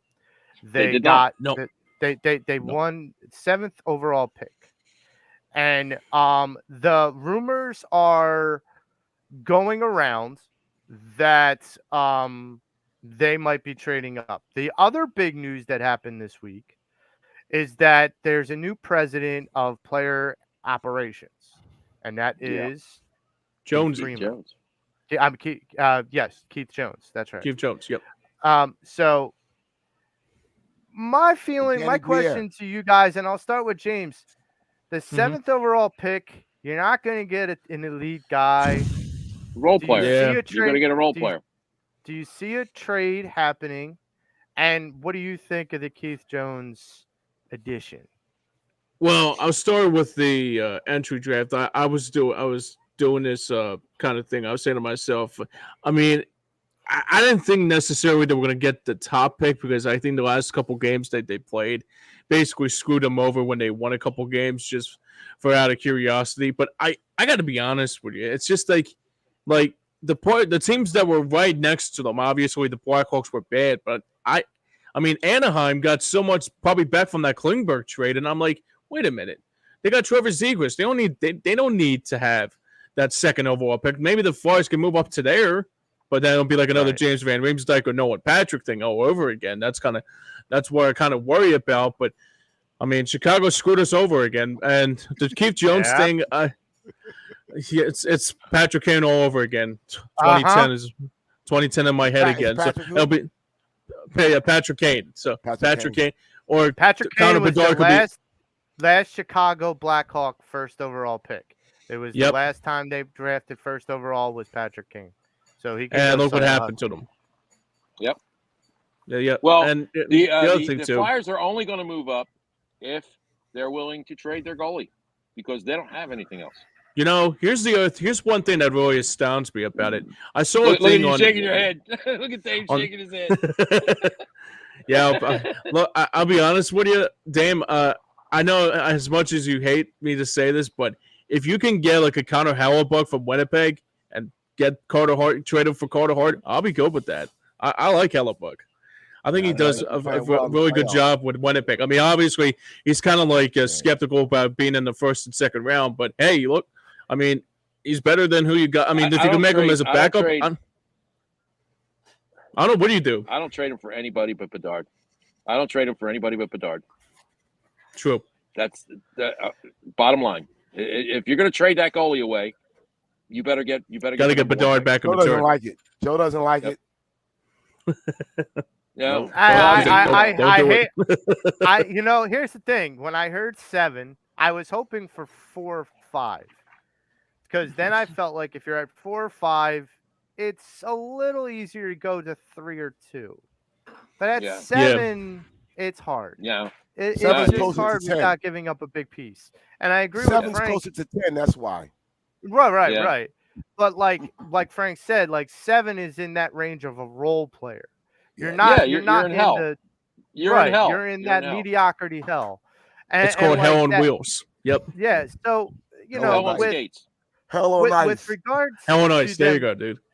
With them, in regards to them trading up, I could see it, but then the deficit in them trading up, I don't see them getting any further than 5 or 4.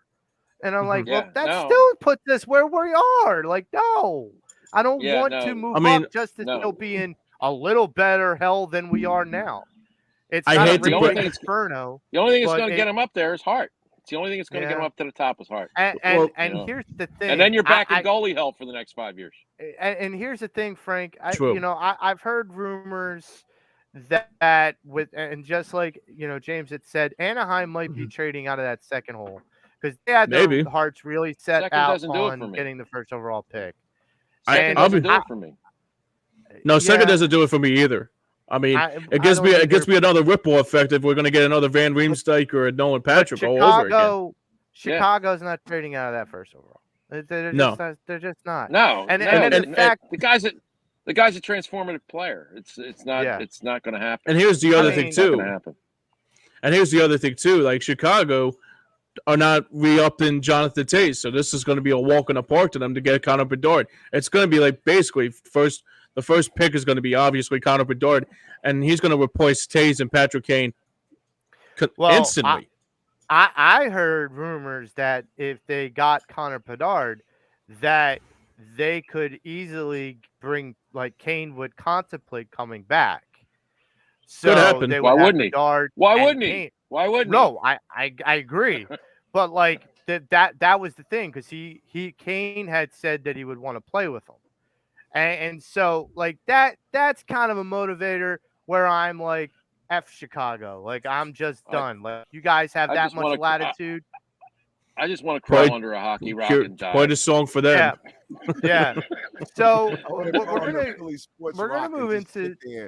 I hate that song too. Chelsea Dead. What the hell is that crap? Some of the Eagles talk, and the Eagles schedule came out. Now I have not taken a look at the Eagles schedule, but I'm sure you guys have. So I'm going to get your feedback on what you guys think of the Eagles schedule, and I'm going to start with Eager Frank over there in the woods. This is totally ridiculous. The Eagles going to start the season 9-0. I hear you. I'm with you. I'm with them. Okay. I agree. Okay. Man, they got to stretch. I'm listening. You got my attention. I look at the schedule and I go, they're better than every one of those teams. Yep. They're better than every one of those teams. They don't hit the gauntlet until week 11. Yep. That's that week 11 through 14, 15 is brutal. Absolutely brutal. But week 1 through 9, Eagles can win every single one of those games. They're going to be favored in every single one of those games. Every single one. In week 11 through 14, Frank, if they do 2-2, is that a win for you? Yeah, because if they start 9-0, they can come through that 5-game gauntlet, 3-2 or 2-3, and still win the division, still win the conference, still win the division. Yeah. You know, I got something to say about that, but and not everyone on this panel is going to like it. But go ahead. I know this. I know this. I know this. When San Francisco comes to town, the Eagles are going to put a whooping on that ass. Yep. For all the talk they've been doing, the Eagles are going to go, you know what? We're going to end this argument right now, and we're just going to bitch beat you right back into the ground. And I mean, like, from their coach to all their players, they swear that the Eagles were lucky to win that game. Call me crazy. Call me crazy, but didn't they bitch beat the Niners when they were here in the playoffs? That's why I know in that gauntlet, they're going to get 2 wins at least. One of them's going to be Dallas because they'll split with Dallas, and one's going to be San Francisco. Now I think they're going to lose that Buffalo game. That's a tough. Yeah, that's a tough matchup. They got Seattle, Buffalo. They got this wild stretch. No, I think they can beat Seattle, but because they got to travel out there, that's hard, you know. Yeah. And I don't like that environment. They got a lot of 4:00 games. I don't like them. Yeah, I'm more into the 1 o'clock games too, Dave. They got the max primetime games too. The Eagles have 6 primetime games this year. No, well, I mean, you know, it is what it is. They're the darling in the NFC right now. I know. You know, they're going to get those games. There's one game. Go ahead, no, so there was one game that. No, so there's one game that kind of shakes my head a little bit. Is to open the season on Thursday night. I don't like Thursday night games, honestly. I'm not a fan. I don't like Thursday night games. Well, I mean, you know what? That's not a bad week to have it. If you're going to do Thursday night games, the best Thursday night game of the year to have is the first. Yeah. Yeah, that's true. When it comes mid-season, you're working on a short week. But the first game of the year, it's the first game of the year. Now you got 10 days off. You know, I like that's true. That is true. I like the fact that they have their bye in week 10. I do like that. I love that. Yeah, and I love they get that bye week going into. Is it going into Dallas or no? Going to Kansas City. That's right. They get the bye week going into Kansas City, so they can lick their wounds and maybe they'll have a field that their defensive line can run on. You know. So I'm going to say something, and that's a loss, by the way. It's going to raise a lot of ire in this show right now. I don't feel like the Eagles will win the division. You said what? What? I don't feel like. I mean, Joe, that's easy to say, but you see how the Eastern Division is going. I know. Did Dave get a hold of him? You have technical difficulties? Come on, Dave's in your basement. Come on, come on out, Dave. Come on, Dave. Show your face. Your face, Dave. I do feel like Dave is now dancing around his living room. I do feel I do feel like the Cowboys. I do feel like the Cowboys have a chance to win the division this year. How? Oh, dude, don't tell me that. No, they absolutely have a chance. You cannot. No, they do. You cannot overlook the Cowboys. The Cowboys are a solid, really good. I got news for you guys. There's a guy on the Cowboys that's so ready to be an Eagle. Don't be surprised if Ollie pulls a trade. Michael wants to go. Yeah, I went there. Michael wants to leave, man. I went there. I did it, Frank. He'll be an Eagle come September, all right? No, that ain't going to happen. Cowboys. Right, next year. Yeah, no. I mean, boy, it would take the Cowboys. When is his contract up? 2 years. Yeah, he's got 2 years left. Yeah. 2 years left.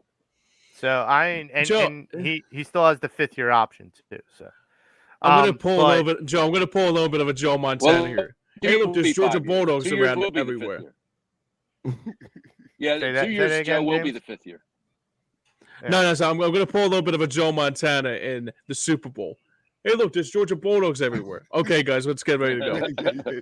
Well, have you guys? That's all you need to know, Joe. That's all you need to know. Adamakin Sue keeps saying, like, I'm staying in shape. He's coming back. Sue's going to come back. Oh, yeah, I can imagine it will. No, I'm sure Sirianni's like, look, stay in shape. Yeah, we'll bring you in mid-season this way. We won't have to beat you up. We'll give you the good contract. Just stay healthy. We'll be here. And he's going, yeah, no problem, coach. Frank, keep in mind, Frank, keep in mind how well Sue played when Howie called him and he was sitting on his couch. So, like, if Sue's like, hey, I'm going to stay in shape just in case I get that phone call again, Howie's got his number on speed dial, and him and Lindell Joseph are like roommates. Steve knocks him perfectly on the head. Cowboys have that. They're not winning the division. That's all you need to know. To us. Time's yours. I'm curious. Explain. I know we've been ribbing you. Explain to us your theory. Like, what gives you? So I wonder it's kind of like Frank knows where I'm coming from, and this is why. It's for years. This division has never repeated for at least 20-some years that this division has never had back-to-back division winners. And what you have to understand is that number, that stat, that's a hard thing to deal with. Now, if the Cowboys were an inferior team like the Giants and the Commanders, then yeah, absolutely, I'd say, well, this is where the trend breaks. Am I hoping for the Eagles not to win the division? No, absolutely not. But because the Cowboys are still the Cowboys. But yeah, that's fair. Even if the Cowgirls were to win the division, they're not winning the playoffs.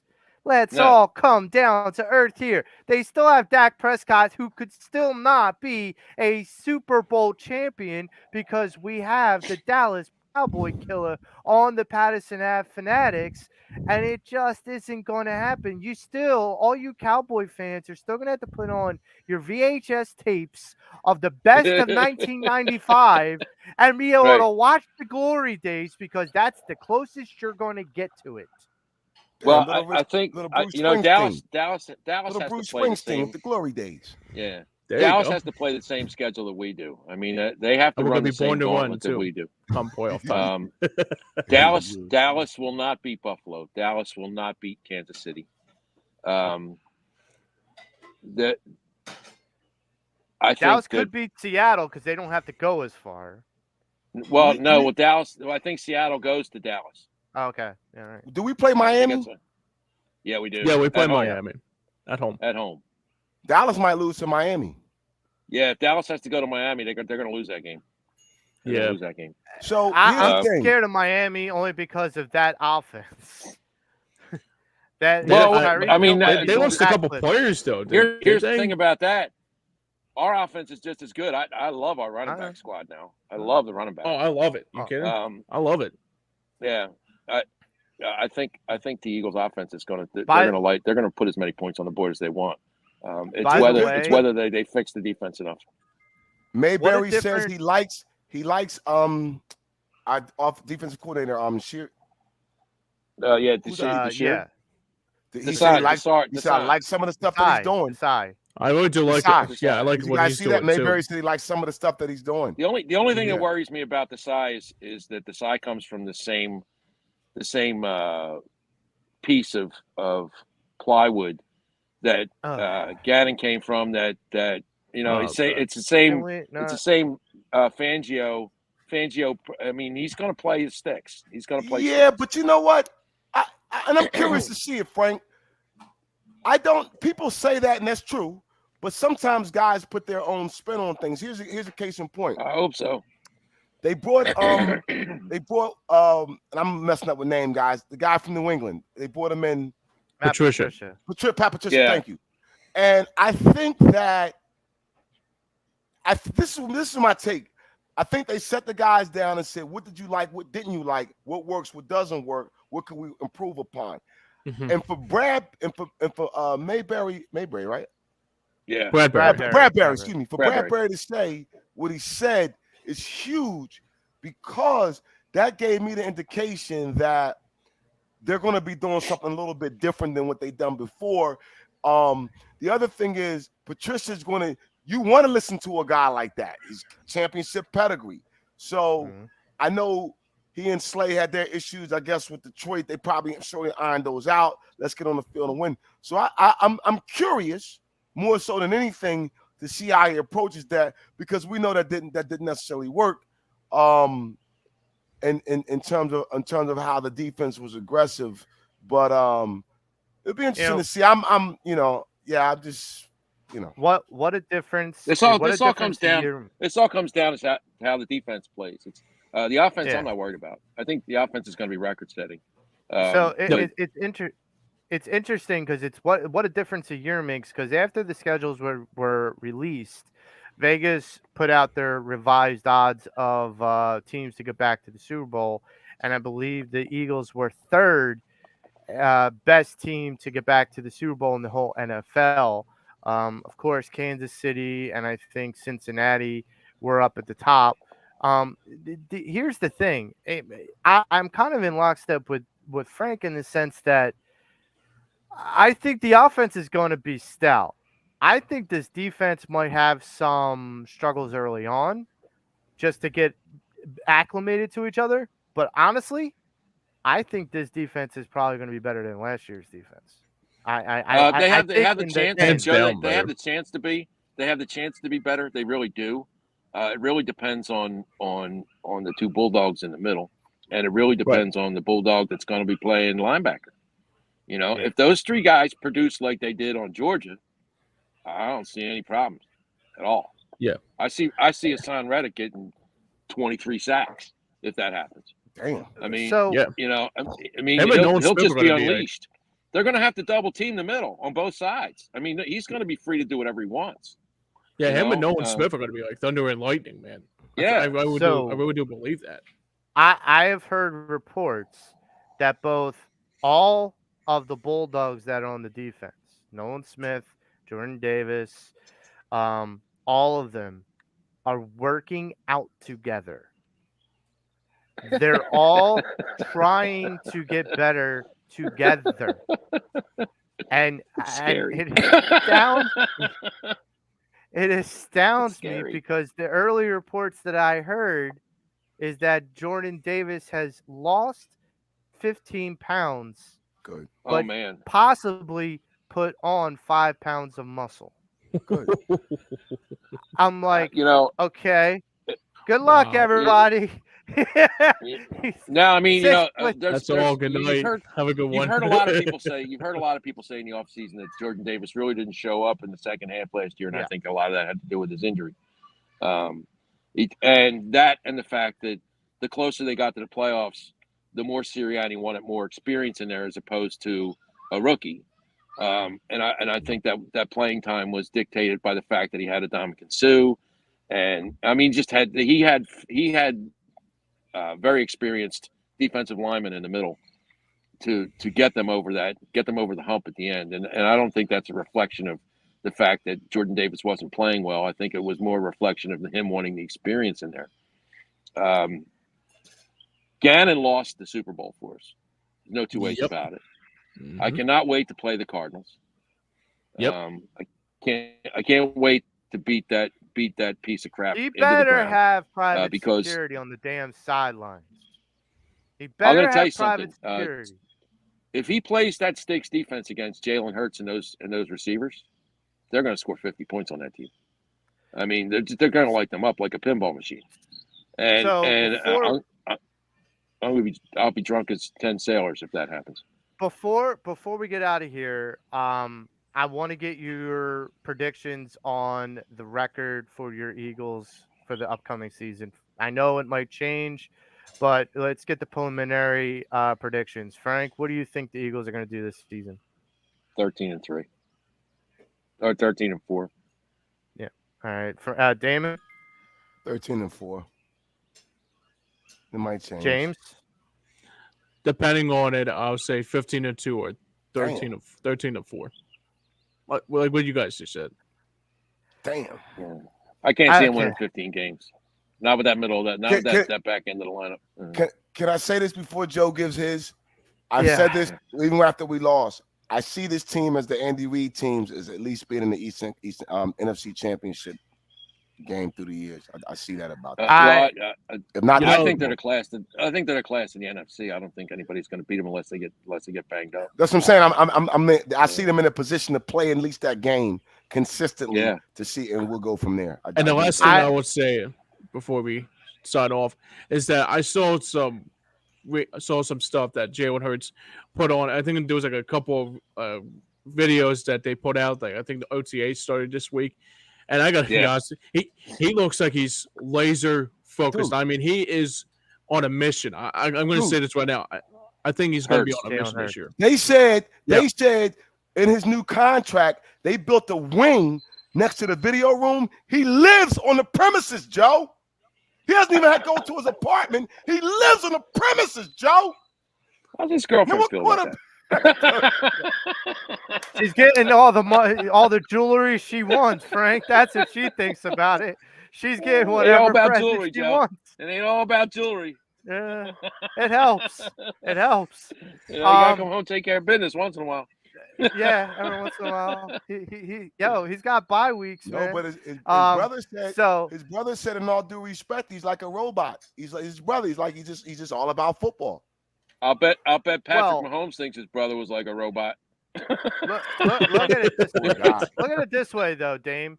Look at where he came from. His dad was a coach that dedicated his life to football. Sure. He was raised in that family environment where football was life.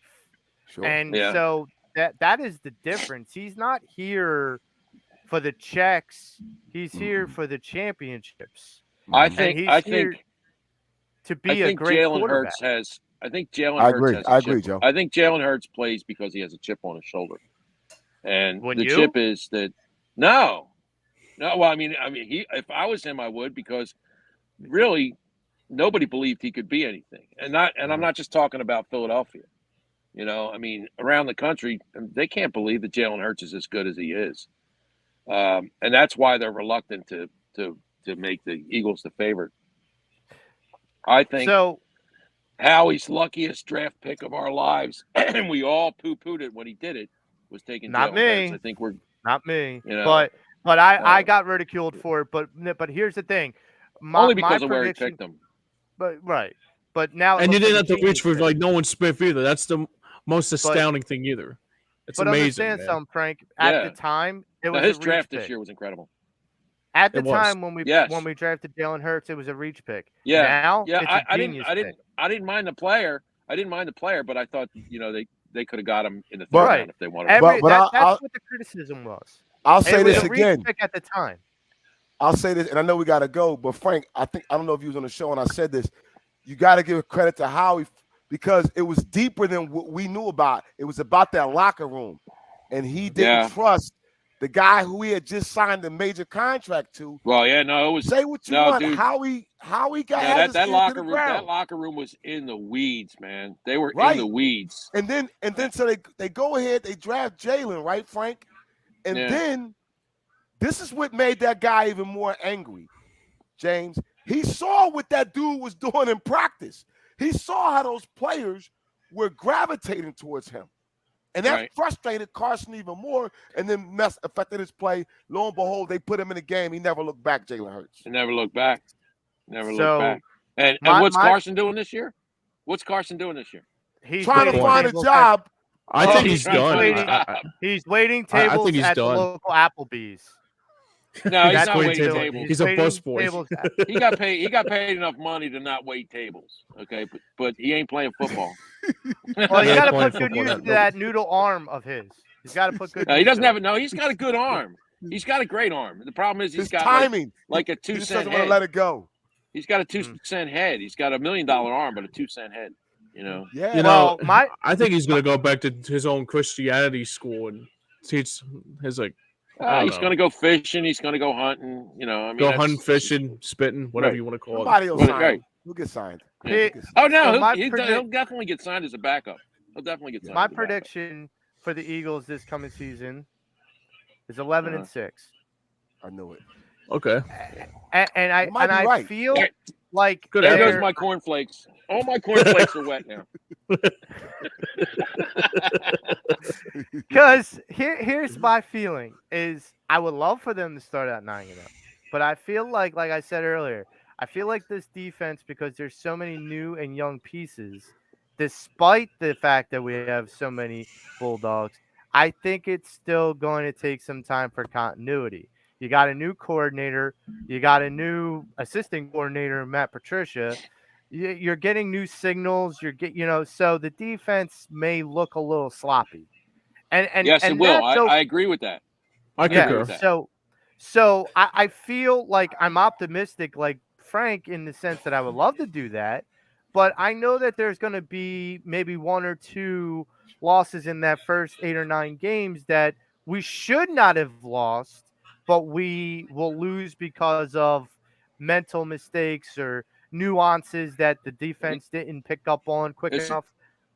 That's where I feel like that might come. This is why I came out, Joe. This is why I came out with a ridiculous statement of 9-0 to start the season, is because every team that they're playing at the beginning of the season. Now the only hiccup in this is the Commanders. They always find a way to beat us once, and we got to play them twice in the first 9 games. Same with Dallas. We got to be consistent with Dallas too. But see, Dallas is at the end of the season. Dallas comes after the 9-0 start. So I got we don't have to deal. See, Frank, who's the Commanders? By that time, I think our defense will be straight. What's that? Who's the Commanders quarterback? It doesn't matter. They always find a way to beat us. I don't care who it is. I mean, they've beaten us with guys who have no arms. I mean, you remember when Kirk Cousins was like a second-year player? He beat the Eagles like they were his toy dolls. It's just something that the Commanders do. It's just they just once a year they give us agita. So that being said, Ron Rivera's going now, right? No, Ron Rivera's he's still there. No, Rivera's still there. Rivera's still there. But here's my point. The enemy's the offensive coordinator. Joe, with your questions about the defense in the first half. You're right and we got a lot of new pieces. We had to replace a lot of people on that defense, and we're trusting a lot of young players to develop into players. The difference being that offense is a juggernaut. Yeah. And 10 of those guys came back. Nobody's going to be able to stop that offense. Swift is going to make a huge difference in that running back room. Yep. Yeah. Huge.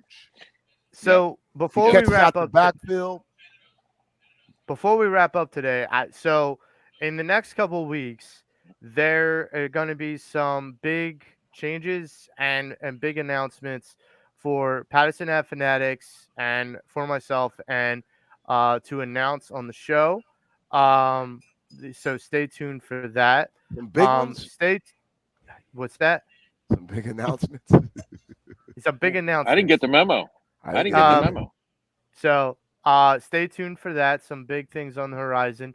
Also, be sure to check out EOP's website.